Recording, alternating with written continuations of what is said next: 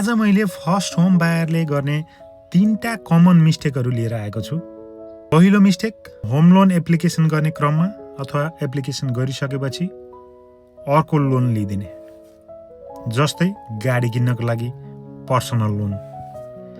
यदि तपाईले 40,000 बराबरको पर्सनल लोन अथवा गाडी किन्नको लागि लोन लिनुभयो भने त्यो कुराले तपाईको 80,000 सम्मको बोरोइङ पावरमा कम गराउँछ।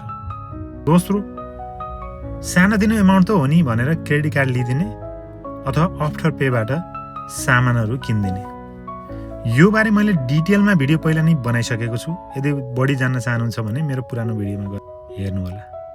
र अर्को थर्ड मिस्टेक चाहिँ कहिले प्रपर्टीको प्राइस घट्ला र घर किनौँला, इन्ट्रेस्ट रेट कहिले घट्छ र मैले घर किन्छु भनेर कुरेर बस्ने।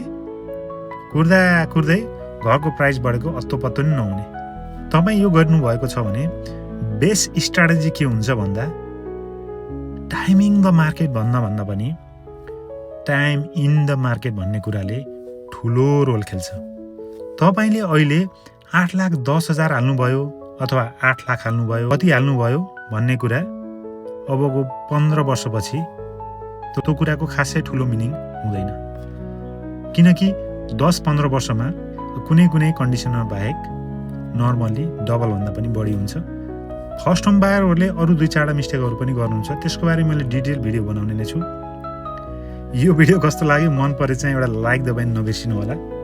र यस्तै कन्टेन्टको लागि मलाई फलो गर्न सक्नुहुन्छ। र तपाईँलाई यस सम्बन्धी कुनै पनि किसिमको हेल्प चाहिएको छ भने यो दिएको नम्बरमा हामीलाई सम्पर्क गर्न सक्नुहुन्छ।